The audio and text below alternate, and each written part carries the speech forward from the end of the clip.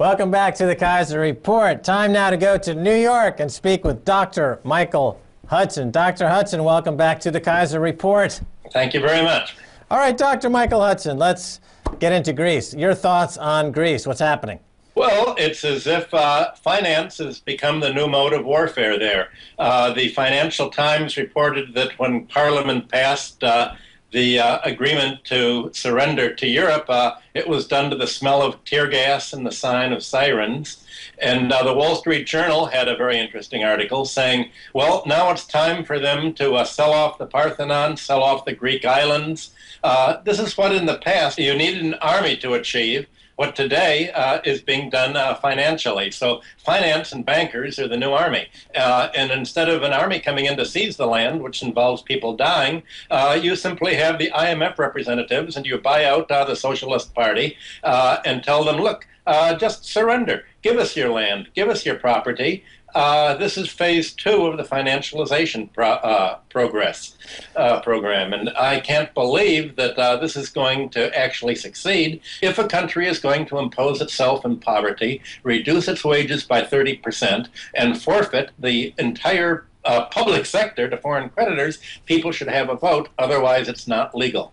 There's no referendum in Greece over whether people are going to actually democratically acquiesce in a surrender. And this means that when there is an election, if there ever is, the Greeks can legally say, look, this was imposed upon us, we didn't vote, it's not democratic, it's not binding, and they can take back whatever is being given, because certainly there will be another default. Certainly the way to make sure there's a default is to follow the EU plan and the IMF plan and impoverish the economy, because impoverished economy makes it less able to pay, not more able. This is the one thing that the whole world has learned from the IMF austerity programs in the 1960s, the 1970s, and the 1980s.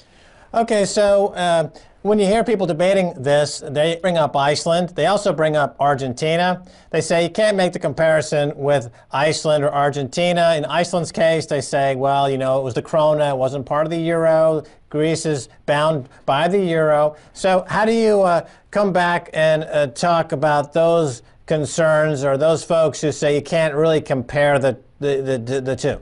Well, when Greece joined the euro, what it thought it was doing was joining a united Europe. And the idea of the united Europe, the European Union, was Europe was never going to go to war internally with each other again.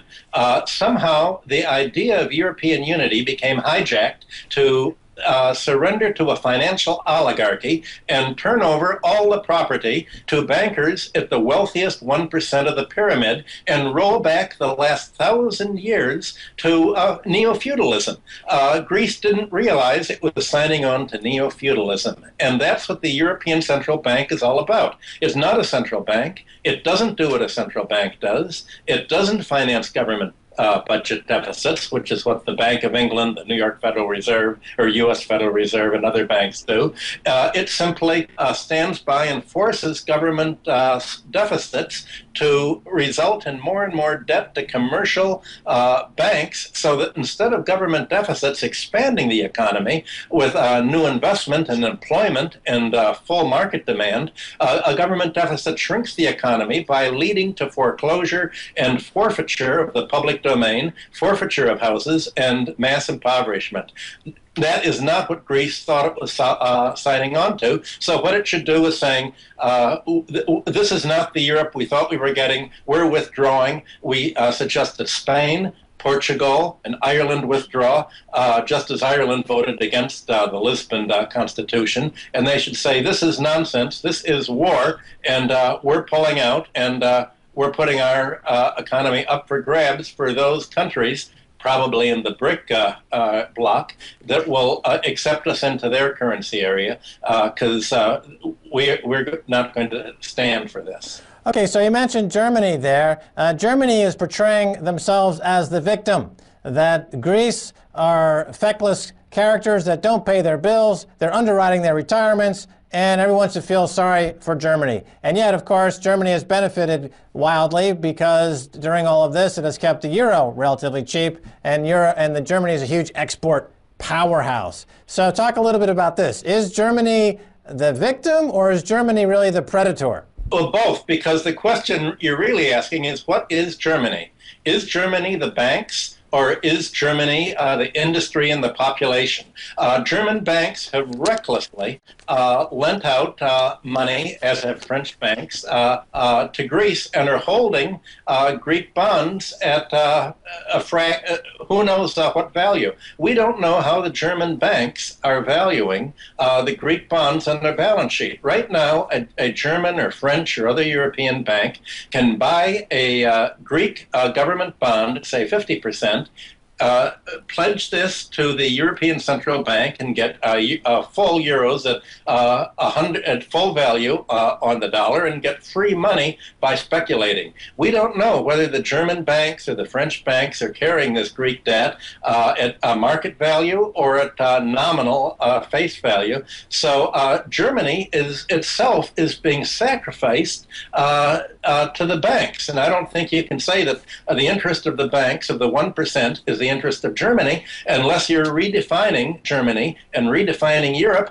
as a kind of neo-feudal oligarchic society run by the bank. So that's why Angela Merkel herself is losing electoral support in Germany. The whole political spectrum in Europe is being thrown into disarray by the fact that what do the words left and right mean when you have the whole issue basically one of finance. Finance cuts across the political spectrum from left to right. It cuts across the spectrum of what is Germany, what is France, what is Europe, and it really has put the class war back in business in a very different way than was foreseen in times past. It's a class war of banks against all the rest of society, trying to grab all of the property. And the political spectrum hasn't been able to deal with this, except that the socialist parties and social democratic parties and Socialist International, of which President Papandreou is the head in Greece, are on the far right of the political spectrum now. And the old right-wing parties, the conservatives, are moving to the left of the socialists. Everything is turned upside down by financializing economies in this way. So financial engineering has become the new means of production. Setting up the ancient class wars have reemerged, but the classes that are getting disenfranchised are not even aware of the fact that they're being occupied by these weapons of mass financial destruction, these financially engineered products. It's a stealth coup. The people in Greece seem completely, they don't know that they're being attacked in this way. Well, if you relate financial engineering to the means of production, it doesn't create new means of production, it strips assets. And this is what's been happening in America since the 1970s with the junk bond takeovers, the financial takeovers. Almost all of these takeovers have ended up impoverishing the companies. You have a financial takeover followed by a wipeout of the corporate, pension funds, of the employee stock ownership plans. You have a wipeout of what these companies have owed for pensions, and you have really a looting by the financial sector. This is not a production function. This is a looting function, and that's what the financial sector has turned into today. Looting, not financing the means of production. Right. And you could say that these banks are, however, producing risk. That's what the end product of their production is, and they put it into the public domain. But I wanted to ask you just to walk through kind of the global financial market here for a second. Let's say that the European banks, they're buying Greek debt. They stand to lose a lot of money if Greece, or when Greece defaults. However, there's another wild card here in that apparently the American banks have taken out insurance for the European banks and their bond holdings in the form of credit default swaps. Who actually stands to lose the most here? The European banks who own the bonds, or the American banks who insured the bonds? There are a lot of financial analysts that are asking that, and what they have noticed is that just as the EU and the European Central Bank was to take a more lenient position to Ireland, you had U.S. Treasury Secretary Geithner saying, wait a minute, take a hard line for Ireland. You have to crush it because the U.S.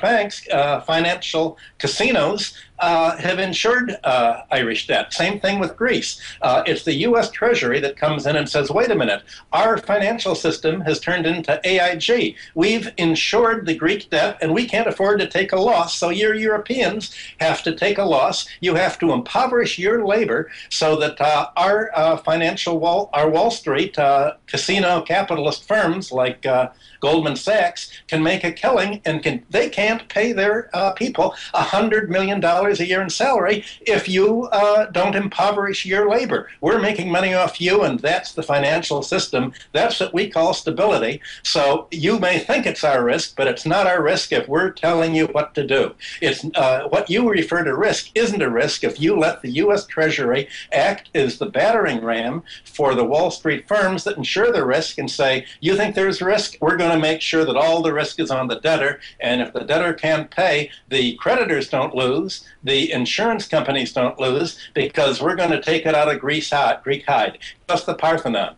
Give us your islands. Give us your ports and your water supply and your sewer system for us to put toll booths on. That's the kind of risk that the U.S. is talking about. It's what Greece is risking is a lapse back into something worse than it suffered under the Ottoman Empire in the 17th and 18th and 19th centuries. Is the IMF solvent? It depends what you say solvent is. It was almost out of business 2 years ago when it had only Turkey as the final client. What has saved the IMF has been the Wall Street crisis. That's put it back into business, essentially as the hangman of economies. The IMF has been called in like a firm would call in a group of mafia assassins to kill the labor union organizers in a company town. And that really is the IMF's role. It's the assassin of economy. So is it solvent? Well, it's backed by the military. It's backed by the U.S. government and the IMF. The very fact that they've appointed such a notorious anti-labor advocate as Christine Lagarde should just lead all the countries to say, look, you're irreformable. We've got to start over again. We're not going to stand for it. All right, Dr. Michael Hudson, we're going to have to leave it there. Thanks again for being on the Keiser Report. Thanks, Phil. It's a very pleasure to be here, Max. All right, and that's going to do it for this edition of the Keiser Report with me, Max Keiser, and Stacey Herbert. I want to thank my guest, Dr. Michael Hudson. If you want to send me an email, please do so at keiserreport@rttv.ru. Until next time, this is Max Keiser saying bye, y'all.